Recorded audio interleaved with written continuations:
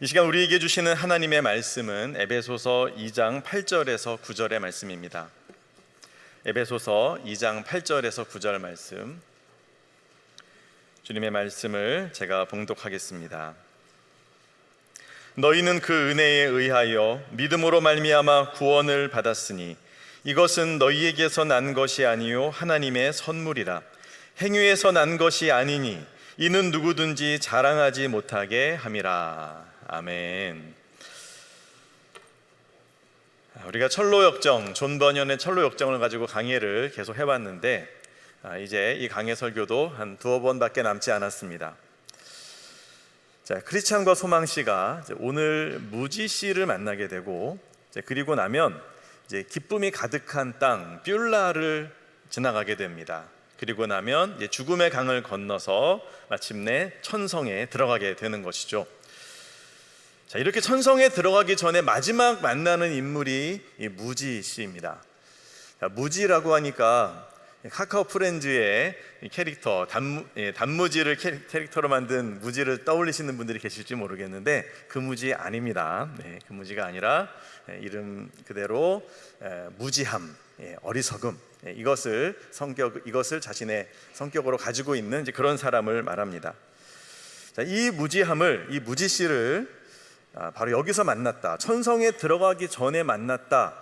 자, 여기에 의미가 있습니다. 자, 천성 직전까지 왔어요 지금. 자, 그러면 이제껏 그 숱한 순례의 길을 걸어왔다는 뜻 아닙니까? 자, 그런데 이렇게 천성문을 눈앞에 두고 나서 여기에서 이 무지씨를 만났는데 이 무지씨에게 어떤 심각한 문제가 있어서 천성에 들어가지 못할 상황이 됐다는 거죠. 여기에 우리가 주목할 필요가 있습니다. 믿음 생활을 평생 해왔는데 이제 천국에 들어갈 그 시점이 얼마 안 남았는데, 이제 하나님이 나를 부르실 시간이 되었는데 천국에 들어갈 준비가 의외로 되어 있지 않았다. 뭔가 이런 심각한 상황을 이야기하는 것입니다. 현대의 사람들은 자신의 노력과 성취에 지나치게 의존하는 경향이 있죠. 끊임없이 더 높은 성과를 추구하고 또 자기의 힘을 다해서 모든 것을 다 이루려고 하는 그런 성향들이 있습니다. 물론 열심히 일하는 것은 좋은 일입니다. 목표를 두고 성취해야죠.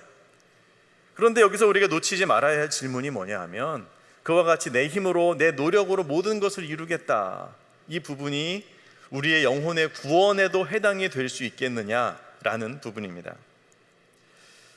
철로역정에서 크리스찬과 소망씨는 뒤따라오던 이 무지씨를 만나서 신앙적인 대화를 나누게 되는데, 이 무지씨가 이름처럼 뭔가 정말 중요한 것을 모르고 있다, 놓치고 있다는 것을 발견하게 됩니다. 자, 무지씨는 뭘 모르고 있었을까요? 첫 번째로 그는 자신의 죄의 심각성을 전혀 모르고 있었습니다. 그는 자기가 예수님을 믿는다고 생각하고 있어요. 그리고 나름 선행을 하고 착하게 살았습니다. 자, 그리고 내가 누구한테 뭐 잘못을 저지르는 것도 없고 또는 뭐 사회적으로 범법을 저지르지도 않았고 이렇게 큰 죄를 저지른 것이 없으니 뭐 이 정도 했으면 나는 천국 갈 수 있는 거 아니야? 갈 수 있지, 이렇게 확신을 하고 있었다는 거죠.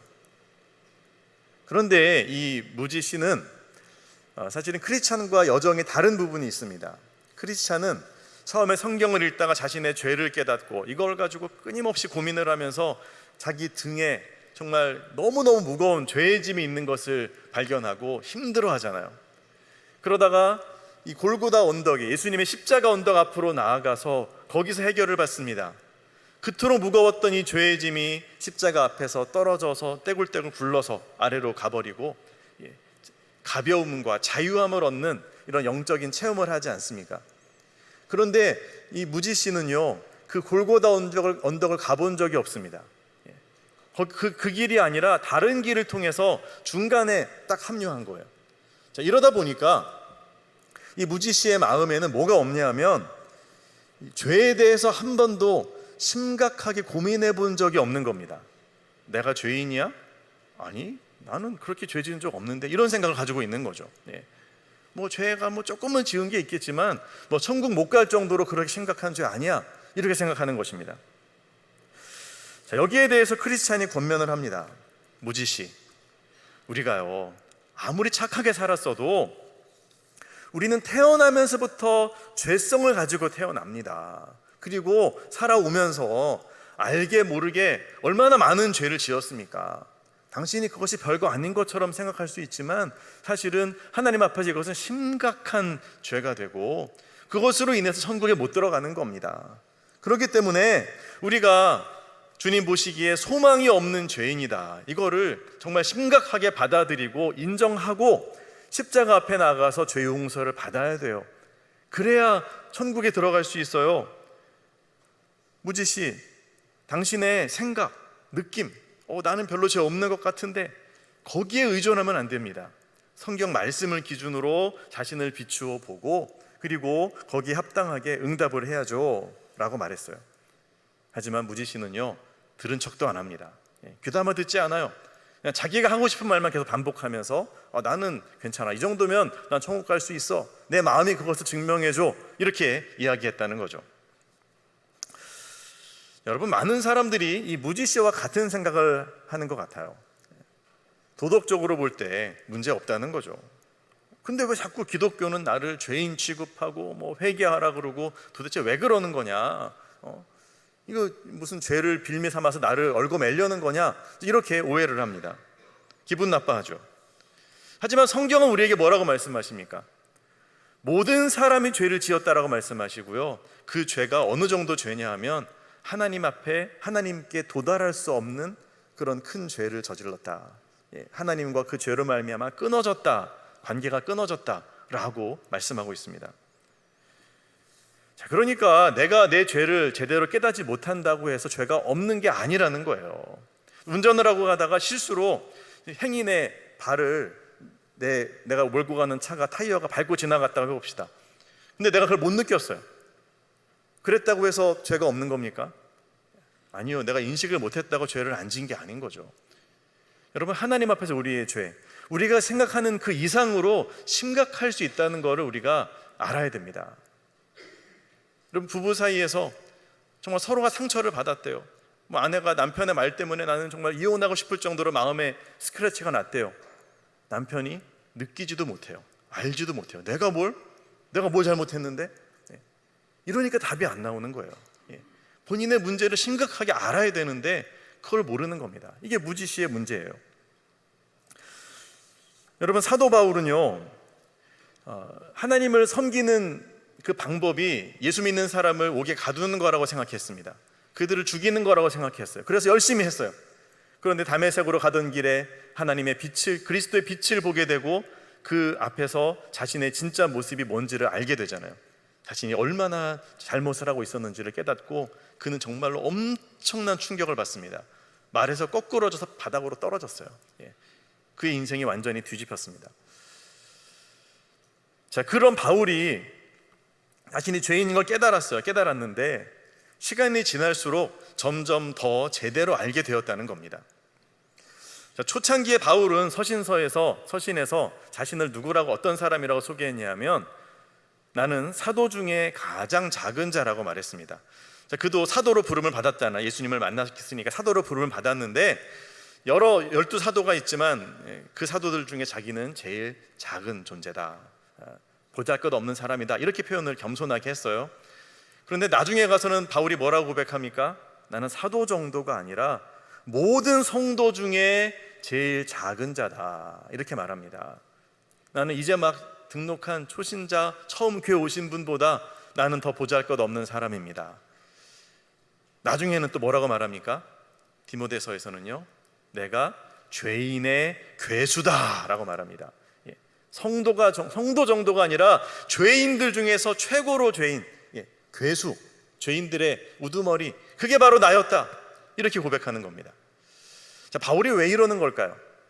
왜 믿음 생활을 하면 할수록 점점 더 본인에 대해서 이렇게 안 좋게 평가를 하는 걸까요? 그것은 그가 어떤 망상에 빠졌거나 또는 과도하게 자기 비하를 해서가 아닙니다. 하나님의 거룩한 빛 앞에서 자신을 갈수록 제대로 보게 된 겁니다. 자신은 괜찮은 사람인 줄 알았어요. 가말리엘 문화에서 정말 어려서부터 율법을 배우고 거룩하게 살았던 사람이라고 철석같이 믿고 있었는데, 하나님의 거룩한 빛 앞에서 보니까 내가 얼마나 이기적이고 얼마나 죄악되고 탐욕스러운지를 깨닫는 겁니다. 여러분, 이것을 어떻게 그가 깨닫게 돼요? 하나님의 빛 앞에 설 때, 하나님의 예수 그리스도의 사랑의 빛 앞에 설 때 깨닫게 됩니다. 이것을 통해서 무지에서 벗어나는 거죠. 남편이 아내에게 난 잘못한 거 없대요. 논리적으로 따져요. 다 얘기해서 하나도 나는 질 게 없어요. 여러분, 논리적으로 법으로 따지면 그럴 수 있지만, 여러분, 사랑의 빛 앞에서 비춰보면 이것이 사실이 아님을 알게 됩니다. 내가 과연 정말로 아내를 사랑한 건가? 그때 내가 했던 말과 행동이 정말 아내를 사랑해서 내가 했던 말인가? 돌아보면 내가 정말 나쁜 남편이었네요, 내가 부족한 부모였네요, 깨닫게 되는 것이죠. 이 사랑의 빛 앞에 우리가 서게 될 때 우리의 진짜 상태를 알게 됩니다. 우리의 속사람은 고쳐서 쓸 수 있는 정도가 아니에요. 나는 괜찮은 사람인데 조금 몇 가지만 고치면 다 좋은데 2%가 부족해. 아닙니다. 2%만 괜찮고 다 안 좋은 거예요. 아니, 100%가 다 문제인 거예요.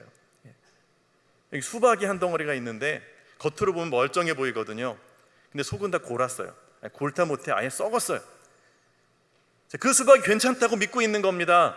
정말로 열어보니까요, 코를 쥐게 되는 거죠. 우리가 괜찮은 존재인 줄 알았는데 은혜의 성령의 빛 앞에 서보니 내 영혼이 부패할 대로 부패해서 정말로 하나님 앞에서는 폐기될 수밖에 없는 존재입니다. 이것이 자신의 죄를 진짜 깨달은 사람의 고백입니다. 이 비참함을 깨닫고 나의 모습을 제대로 알 때에만 이런 내가 뭔가 착하게 몇 가지 행동을 하고 착하게 살아서 천국 갈 수 있습니다, 이런 말을 못하게 되는 거죠. 내 공로가 아니라 이 죄인을 용서하시는 주님의 은혜 아니면 나에게는 소망이 없습니다, 이렇게 나아갈 수 있는 겁니다. 나 같은 죄인 살리신 주 은혜 놀라워, 잃었던 생명 찾았고 광명을 얻었네. 존 뉴턴, 그가 했던 그의 직업이 무엇이었습니까? 노예상이었죠. 잘 살고 있는 그 흑인들을 잡아다가 노예로 끌고 가서 팔아먹는. 그러나 그 당시 사회 문화 속에서는 이건 죄가 아니었습니다. 하나의 직업이었어요.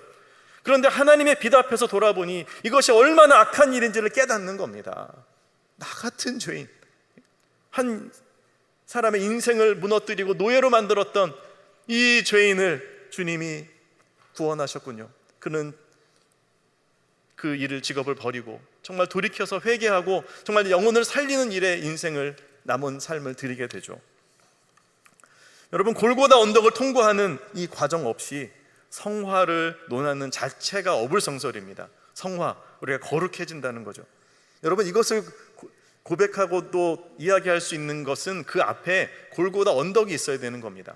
나는 정말로 소망이 없는 인생인데, 나는 죽어야 되는데, 심판받고 지옥불에 던져져야 마땅한데, 이런 나를 위해 주님이 십자가에서 죽으시고 나를 살리셨으니 내가 이제부터 내 삶을 주님께 드립니다 하면서 여전히 내 안에 있는 그 연약함들을 주님 앞에 고백하면서 고쳐나가는, 그리고 헌신하는, 여러분, 이런 성화의 과정, 이것은 십자가를 통과하고 나서 가능한 거지, 죄에 대한 깨달음도 없는데, 내가 죄인인 줄 인정하지도 않는데 무슨 나를 고쳐갑니까? 자기 자존심 세우고 그냥 앞뒤에 따지고 논리적으로 얘기하고 그리고서 상대방하고 싸우는 거죠. 사랑하는 여러분, 주님의 빛이 필요합니다. 그 사랑의 빛, 그 빛 앞에서 우리가 얼마나 하나님을 내 마음속에서 내어버리고 또 거부했는지, 창조주를 거부하고 나중심적인 이기적인 삶으로 내 주변 사람들을 얼마나 힘들게 했는지를 우리가 깨닫고, 얼마나 타락한 죄인지 소망 없는 인생인지를 깨달아서 천부여 의지 없어서 손 들고 옵니다. 주 나를 박해하시면 나 어디 가리까. 이렇게 주님 앞에 백기투항하고 십자가 앞에서 성령의 역사로 거듭날 때 우리는 이 무지를 극복하고 앞으로 천성을 향하여 나아갈 수 있는 것입니다. 무지가 몰랐던 자신의 죄의 이 타락함, 이 절망의 모습, 성령의 조명 가운데 우리 스스로를 온전히 깨닫고 십자가 앞으로 나아가는 저와 여러분들 되실 수 있기를 바랍니다. 무지 씨는 또 뭐를 몰랐냐 하면요, 하나님의 은혜의 풍성함을 잘 몰랐습니다. 은혜. 무지는 은혜보다는 자기 노력이 더 중요하다고 생각했어요. 내가 착하게 살면 되지, 내가 열심히 노력하고 공부하면 되는 거지, 또 일하면 되는 거지, 은혜 따지고 이렇게 일도 안 하고 그냥 뭔가 공으로 먹으려고 하고 그런 거 틀렸다고 이렇게 보는 겁니다. 물론 그의 주장이 약간의 일리는 있습니다. 하나님의 뜻은 심은 대로 거두는 거거든요. 심지 않은 데서 거두려고 하면 안 됩니다. 심어야 됩니다. 우리가 노력해야 되고 또 애써야 됩니다. 맞습니다. 하지만 그가 몰랐던 게 뭡니까? 하나님의 은혜가 필요 없는 것은 절대로 아닙니다. 내가 노력한다고 다 됩니까? 내가 노력한다고 내 인생을 완벽하게 만들어낼 수 있습니까? 노력하는 여러분 정말로 좋은 배우자 되셨습니까? 진짜 좋은 부모로서 자신 있으십니까? 내가 노력해도요, 할 수 없는 영역이 있어요. 나의 배우자와 정말 소통하고 싶은데 아무리 노력해도 안 되는 지점이 있어요. 어떻게 할 겁니까? 우리 자식들을 바로 키우고 싶은데 내 힘이 닿지 않는 그 이상의 부분들은 어떻게 할 겁니까? 하나님의 도우심이 필요한 겁니다. 시편 127편 1절에서는 그래서 이렇게 고백합니다. 여호와께서 집을 세우지 아니하시면 세우는 자의 수고가 헛되며 여호와께서 성을 지키지 아니하시면 파수꾼의 깨어있음이 헛되도다.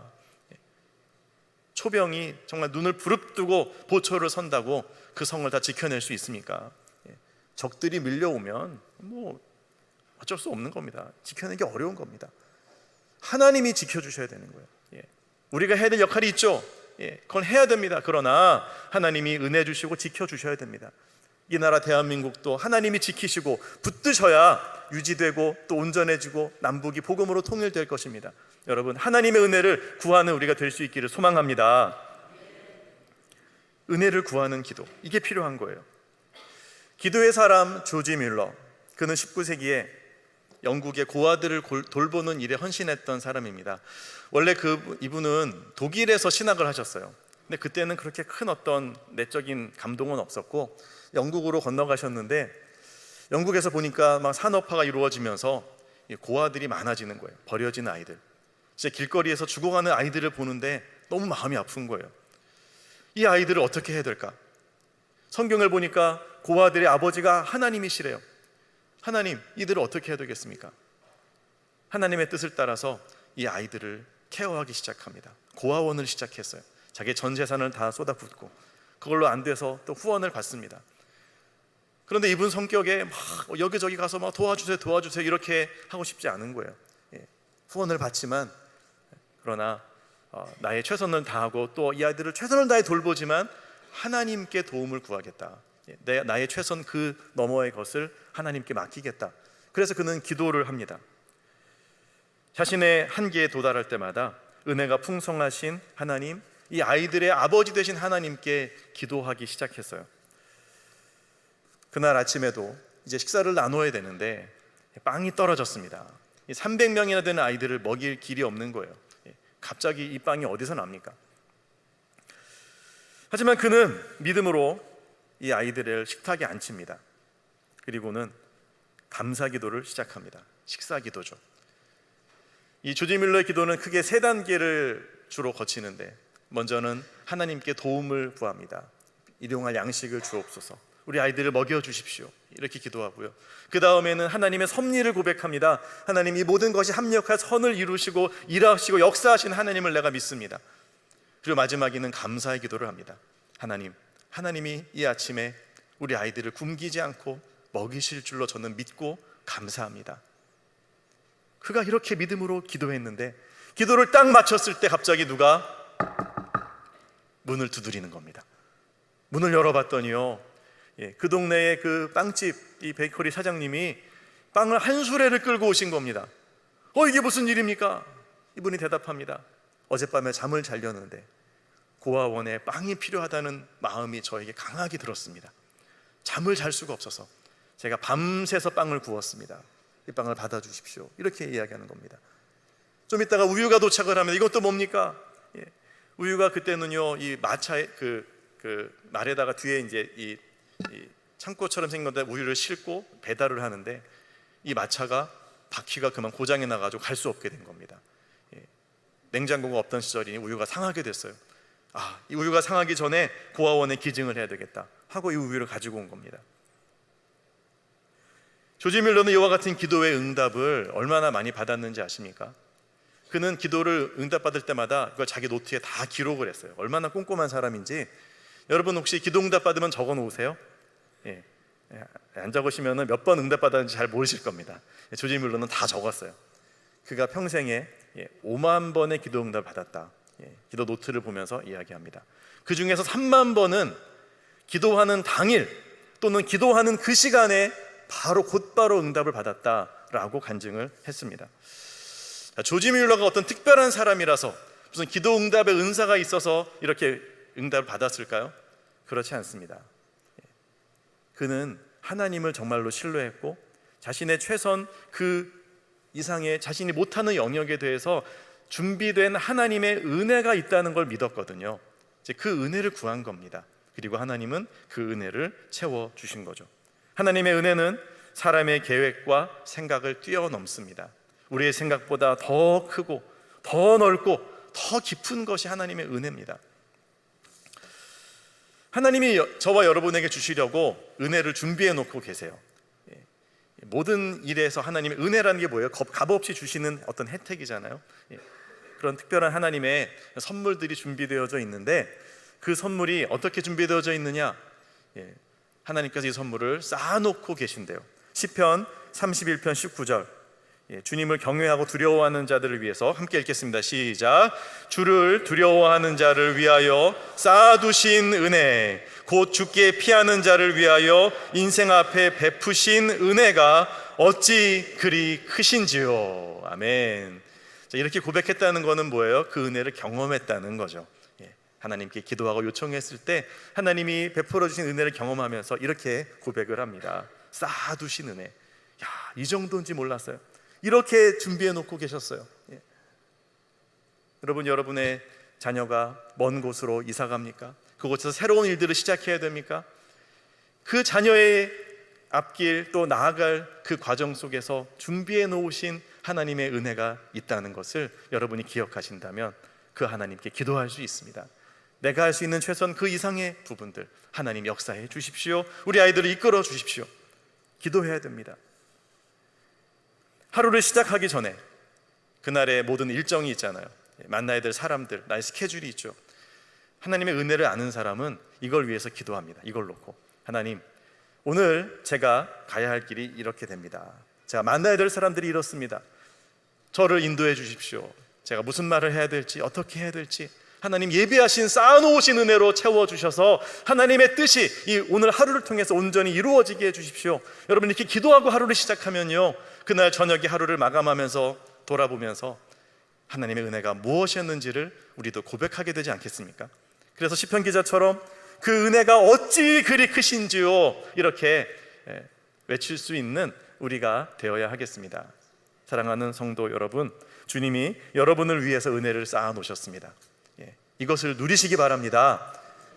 무지 씨는 그걸 몰랐던 거예요. 그냥 모든 걸 다 자기 힘으로만 하려고 했어요. 태평양 바다를 건너가야 되는데 이 나룻배에서 그냥 내 손으로만 힘으로 저어서 건너가려고 하니 그게 됩니까? 여러분, 하나님의 은혜, 그 은혜를 힘입어서 우리가 감당할 때 우리는 큰 배를 타고 건너갈 수 있고요, 아니 비행기를 타고 넘어갈 수 있는 겁니다. 하나님께서 우리의 길과 방향을 인도하시고 또한 주의 능력 가운데 주의 뜻을 이루시는 이 귀한 은혜를 날마다 누리시는 저와 여러분들 되시기를 축복합니다. 자, 그러니까 여러분, 무지 씨는 무지함의 이 캐릭터는, 이분은요, 그러니까 자기의 죄를 깨닫지 못해서 결국 구원을 못 받고, 그리고 하나님의 은혜를 멀리하다 보니까 너무 힘들게 메마른 삶을 살아가는 겁니다. 은혜 없는 삶, 여러분, 그것만큼 힘든 게 있습니까? 다 몰라서 그런 거죠. 몰라서. 그러니까 이 무지 씨를 우리가 좀 불쌍히 여길 필요가 있는데, 근데 이렇게 품어줄 이해는 어느 정도 해줄 수 있지만, 그런데 이 무지 씨의 진짜 문제가 뭔지 아십니까? 진짜 문제는요, 본인이 모른다는 거를 모른다는 게 문제입니다. 본인이 모른다는 걸 알면 좀 듣고 뭔가 교훈을 얻고 성장할 수 있잖아요. 어떻게 다 알아요, 그렇죠? 내가 모른다, 그럼 겸손하게 배우고 성장하면 되는데, 무지 씨는 그걸 인정 안 하는 겁니다. 내가 모른다는 걸 인정 안 해요. 난 다 안다고 생각하고 내가 옳다고만 여기니까 답이 없는 거예요. 여러분, 그 뿌리에 뭐가 있을까요? 이 어리석음의 뿌리, 무지의 뿌리, 바로 교만입니다. 이 무지 씨의 어리석음은 바로 그의 교만한 성품으로부터 기인했다라고 해도 과언이 아닙니다. 크리스찬이 막 조언을 해주잖아요. 설명을 해주고 성경을 알려주는데 안 듣는 거예요. 여러분, 오래 믿음 생활을 했는데 이 무지 씨처럼 계시는 분들 혹시 안 계십니까? 평생 믿음 생활을 했는데 세상에 신앙이 심각한 문제가 있어요. 여기에 대해서 말을 해줘도요, 들으려고를 안 해요. 그냥 자기가 옳대요, 귀찮대요, 나 이대로 살다 죽을래 하면서 그냥 가는 거예요. 그러면 방법이 없죠. 여러분, 우리 스스로를 겸손하게 해야 됩니다. 내 해석, 자기 생각, 나 중심, 나 잘난, 여러분 여기에 갇혀 있으면 교회에 다녀도 예수님 믿는다고 해도 이 무지 씨처럼 얼마든지 될 수 있다는 걸 우리가 생각해야 됩니다. 성경은 뭐라고 말씀하십니까? 서로 돌아보아 사랑과 선행을 격려해라. 다른 성도의 말에 귀를 기울여야 돼요. 나를 사랑함으로 고언해주는 그 친구의 말을 우리가 들어볼 수 있어야 됩니다. 성경 말씀에 나를 비춰서 내가 뭐가 문제인지를 알아야 되는 겁니다. 이 겸손. 사랑하는 성도 여러분, 천성이 얼마 남지 않았습니다. 이 천성으로 갈 때까지 주님께서 우리의 마음에 성령의 빛을 비추셔서 죄를 깨달아 회개하게 하시고 또한 쌓아놓으신 은혜를 우리에게 누릴 수 있도록 베풀어 주실 수 있기를 소망합니다. 여러분, 이 은혜를 우리가 입어서 정말 무엇보다도 이 겸손함으로 하나님이 주시는 이 훈계와 고언의 음성에 귀담아 들음으로 말미암아 무지함에서 벗어납시다. 그래서 온전한 믿음을 가지고 저 천성을 향하여 기쁘게 나아가는, 그래서 천성문을 열고 주님을 만나는 저와 여러분들 모두 되시기를 예수 그리스도의 이름으로 축원합니다. 우리 함께 찬양하겠습니다. 탕자처럼 방황할 때도, 탕자는 자기 생각에 휩싸인 아들입니다. 아버지가 틀렸다고 여기고 아버지 재산 내놓으라고 해가지고 자기 마음대로 가서 다 써버렸습니다. 이렇게 무지한 둘째 아들, 그런데 아버지는 이 아들을 기다립니다. 사랑으로 품어주십니다. 여러분, 무지한 우리의 인생, 그러나 주님이 이러한 우리를 사랑하셔서 정말 그 사랑으로 초대해 주시니 우리의 마음을 열고 주님 앞에 나아갈 수 있기를 원합니다. 함께 찬양하겠습니다.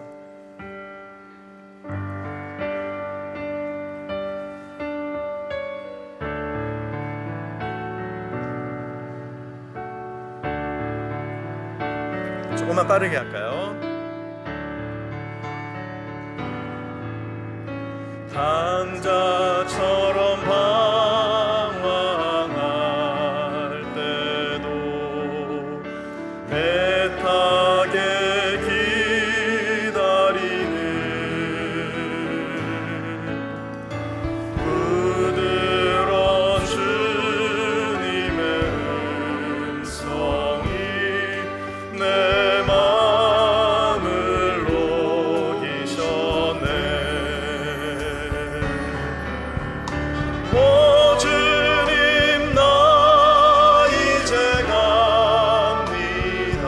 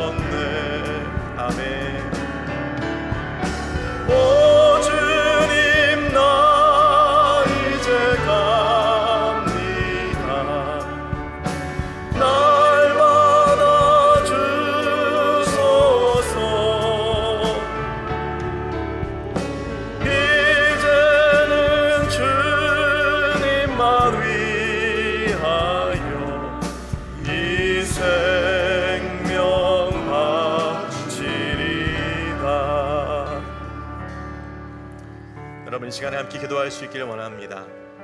여러분, 하나님의 은혜는 우리의 상상 이상입니다. 내가 실수하고 좌절하고 계속 넘어질지라도 주님의 은혜는 우리의 그 죄보다 더 크시고 우리 연약함보다 더 강하십니다. 여러분, 그 은혜 앞으로 나아갑시다. 그 사랑의 빛 앞에서 우리의 연약함, 우리의 죄악을 온전히 깨달아 알게 하시고 우리의 무지함을 벗어나서 하나님의 뜻대로 순종하며 나아가게 하여 주시옵소서.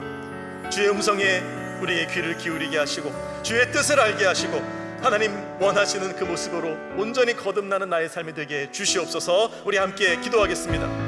오 주님, 하나님의 은혜, 그 크신 은혜, 풍성한 은혜를 의지합니다.